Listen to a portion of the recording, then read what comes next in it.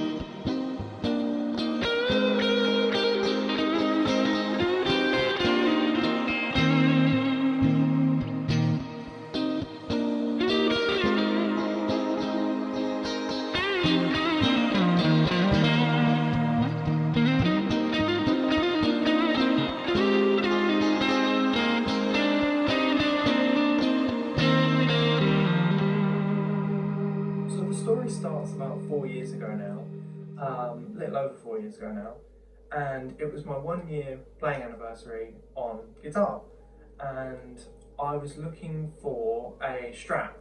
So I'd done a lot of research on, Fender Strats, Squire Strats. Originally, the guitar I wanted to get was was it the Performer? At the time they were around £1,000, like satin back of the neck, big headstock, which I think they were $9.99 at the time, but same thing. So I was looking at the Performers, and they were a bit, they were very expensive, especially because I'd only been playing for a year, and I wanted to get a really nice Strat, but I didn't have that kind of money. It's quite a lot to spend, especially at that point, even though I knew I was going to stick with the guitar. But anyway, regardless, I did a lot of research into the Mexican Fender guitars. Now at the time, there was no Player Plus. I don't even know if there was Vintera. I cannot remember, but I'm not entirely sure. Anyway, I ended up looking at the Player series, and the guitar I wanted was around £500. It was the I think it was Type Blue was the colour. If I can find it, then I'll leave it on screen here for all of you to see. But it was very similar, I guess. Mexican made maple neck Strat, really. And that was it. So I went down to my local music store, or closest to local, because where I'm from, we didn't actually really have a music store. So anyway, went down to my local music store in search for one of these Strats, right? And what ended up happening was it was quite special, that experience, that store, that vibe, amazing. I loved it. Every time I got to go in there, I didn't get to go in there much. Unfortunately, they closed down now, absolute shame. But it was a lovely store, lovely people in there that run it. And anyway, I played a couple of guitars. I think I played a Squire as well, one of the classic vibe 60s Strats. They were really, really good, and they still are really, really good, especially for the money, even with the inflation and all that kind of stuff. Anyway, saw in the window, before I even entered the store, there was this really nice looking, red Strat, and I thought, oh wow, I bet that's, some money, because to me, I didn't really know too much. I only really knew about the guitar that I wanted to go and try, and I thought that was I didn't really know much else. I didn't know that there was Japanese Fenders, I didn't know all of these ranges, all this different stuff. And basically, I thought this guitar was really, really cool.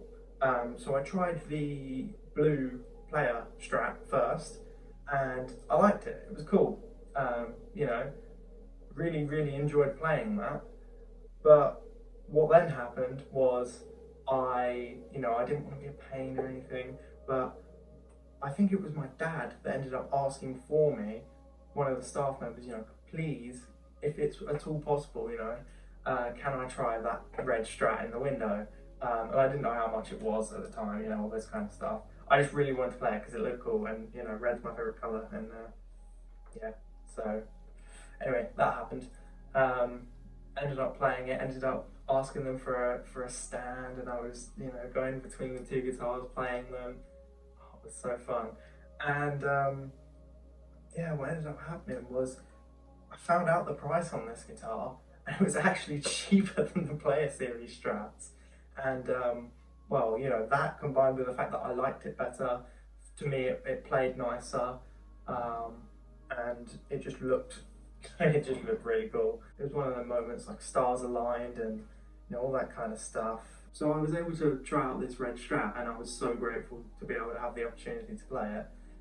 Like I said at the time, didn't know how much it was, just thought it looked really cool, and just, you know, wanted to compare it to the other one.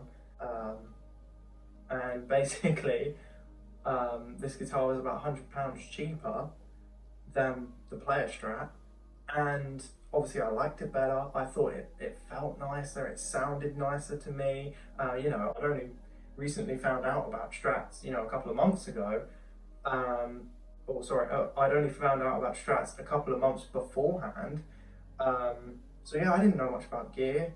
And basically, it's been up until a couple of weeks ago now to where I've only just found out what this guitar is. And yeah, it's really special. But it's always been special to me, you know, even before I found out what this guitar is, and, you know, how it might be quite rare. It's always meant something to me, you know. I have played this thing to death. It's probably, well, not even probably, this guitar has had the most playtime out of all my guitars, and this was the only guitar I played for 2 years straight, maybe actually a little bit longer than that. Then after that, I ended up getting a PRS Silver Sky, which, you know, is incredible in its own right, and these both kind of balance each other out. You know, this one's got noiseless pickups, that one's like more vintage sound and feel. So yes, this guitar has always been very, very special to me. It's always meant a lot. I found out it was made around 2005, 2006, which is quite special to me. You know, three's always been my lucky number. So I was born in 2003, and this guitar was made either 2005 or 2006, I'm not quite sure.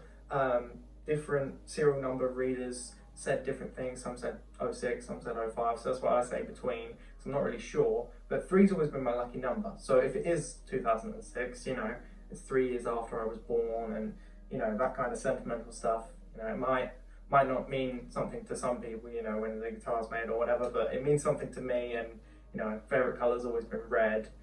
And yeah, so for that reason, basically that's why it was so special to me, and I was so happy to have this guitar for so long. So now, 4 years later, well, just over 4 years later, I have now learned the specs of this guitar, and learned that it's actually probably a bit more special than I ever thought sentimentally. You know, I never thought, like, I never had the intention of selling this guitar, and I still never have the intention of selling this guitar, as long as I don't have to. You know, if a scenario came across where I had to sell it, then, you know, I wouldn't bat an eye. You know, that kind of thing happens. But this guitar is something special. Sentimentally, to me, it means so much, and there's so many stories behind it. You know, it's been with me such a long time. It's been with me through school, college, you know, guitar lessons, now here at uni. You know, this guitar, I love it a lot, and she's a beast. But yeah, so now I finally know the specs of this guitar, and the Deluxe series on the headstock actually makes sense.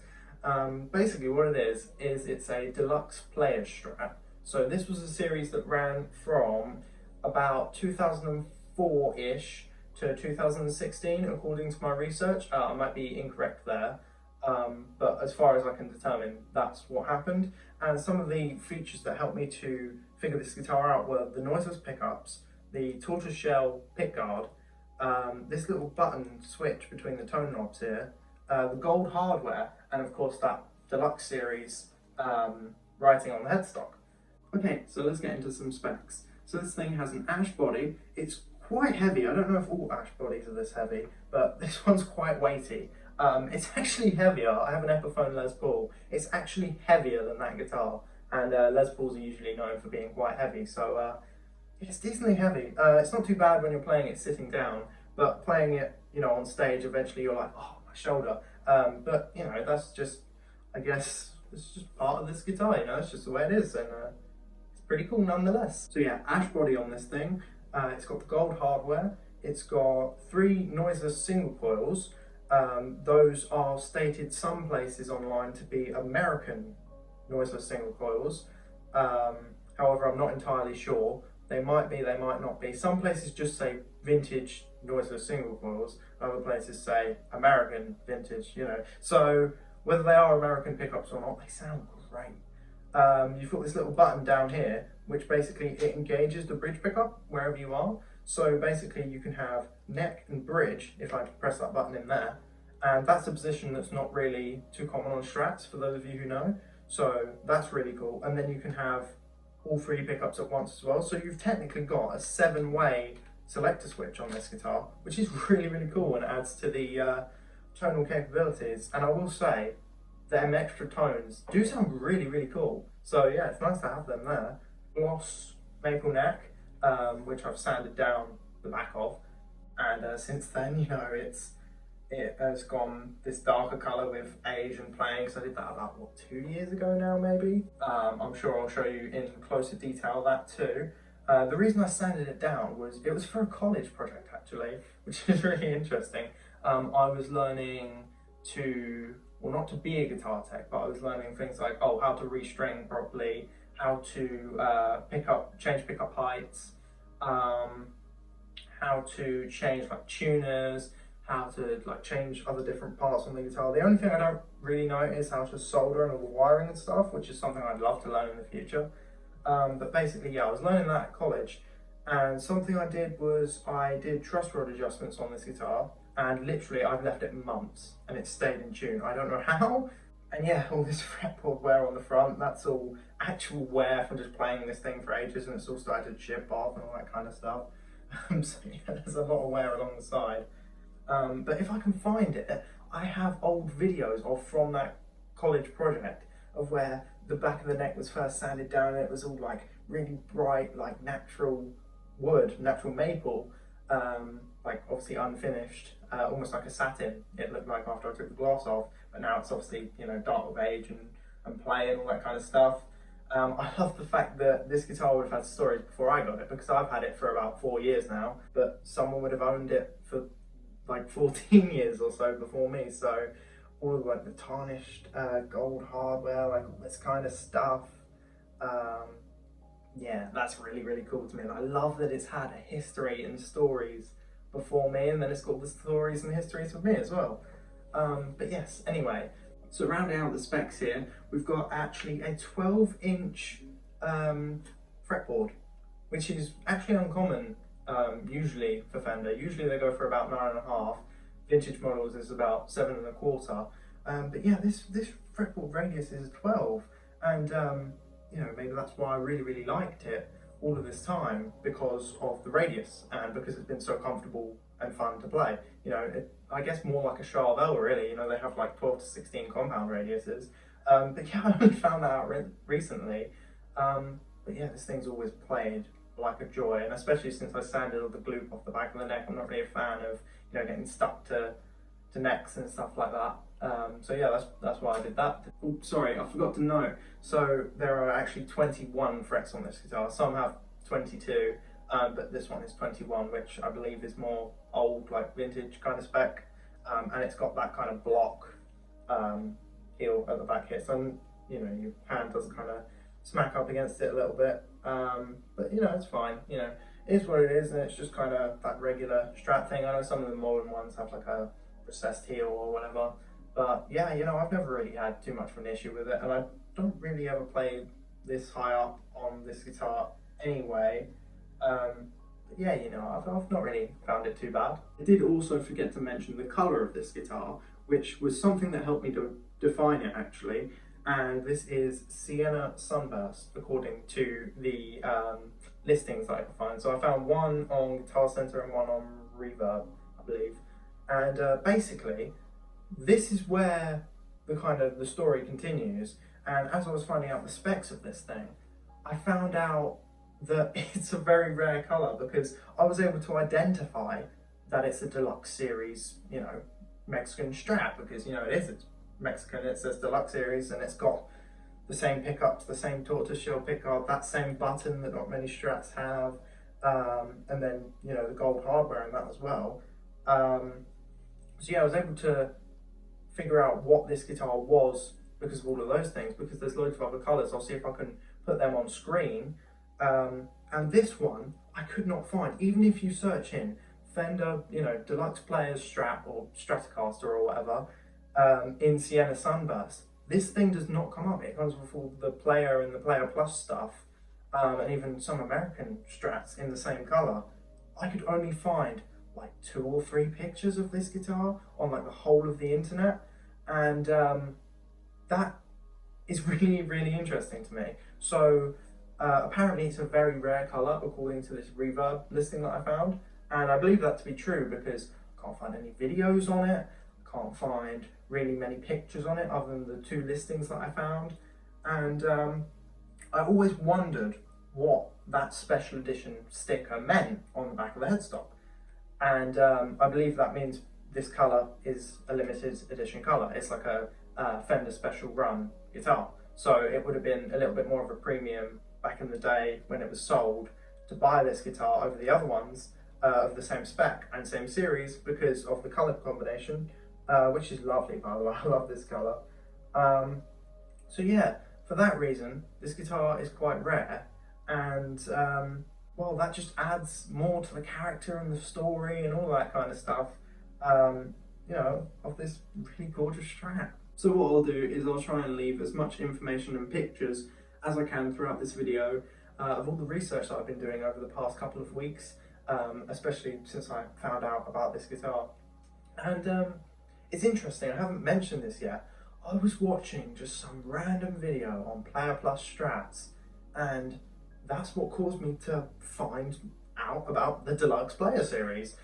So I had no idea that it even existed, and even when I've tried to figure out what this guitar is in the past, I just thought it was modded, you know? I thought that it was some like random thing that someone had put together, like maybe a parts caster or something.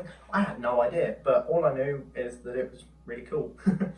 And basically, even when I found out about the Deluxe Player Strat, because that's what this is, you know, I could tell the neck was 100%, I could tell the pickguard was, I wondered if someone had gotten a Sienna Sunburst body and then put in that pickguard and put on a Player series, oh sorry, not the Player series, the Deluxe Players Strat neck onto this thing and made kind of their own version of it, because at this time I hadn't found the colour at all. And that's how long it took me to figure out, you know, even when I found out what series this was from.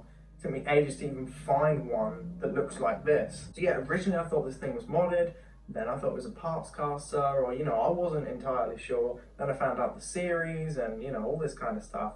But now I know that it's part of a special run, limited colour that they did back in around 2005, 2006. Although I think the Reverb listing was 2004, so might have to look into that further, I'm not really sure. But if you guys know anything about these guitars and anything that I've missed, or, you know, correct me on anything that I've gotten wrong, yeah, then let me know down in the comments, because I find this stuff really, really fascinating, especially when you get like a second-hand guitar and then you're checking out the specs of it, you're finding out what year it was made, all of this kind of stuff. I love that. And the only thing I'm kind of really missing now is I'd love to hear the stories from this guitar's past life, you know, before it ended up with me. I don't know if I'll ever be able to hear that, but so the kind of mystery around that, and, you know, second-hand guitars, I'd love to do another video talking just on second-hand guitars as well, and I find them really special and really interesting. Other people might not, you know, I love new guitars as well, but, you know, sometimes second-hand is just amazing, not only for deals for money, but for some of the special things you can find as well. Alright, just hopping back in here real quick, I forgot to mention, this signature on the back of the headstock is actually mine, and the reason I put it there was not because, you know, I think that I'm this great guitar player or whatever. You know, I'm trying to be, and one day, you know, I'll get there. But I signed this guitar because of how special it is to me, and because I kind of, you know, I've always dreamed of, over my course of playing guitar of having a signature or, you know, that kind of cool stuff. And I know that might not ever happen, but to me, this guitar is probably as close as it would ever get. So that's why that's there, and yeah. Okay, so I'm going to wrap it up there. If I remember anything else, or if I've forgotten anything, then I'm sure future me will jump in with some more information. But if not, then thank you all so much for watching. I know I've rambled on a lot, but you know, hey, we roll with it. But yeah, that's all from me, guys. So thank you all for watching this video. You know, for those of you who've made it to the end, you know, just listening to me rambling for so long. But yeah, I really do appreciate you guys. Much love wherever you are in the world, and I hope you have a lovely rest of your day, evening, you know, morning, wherever you are. But yeah, I'll see you all again soon. Bye, guys.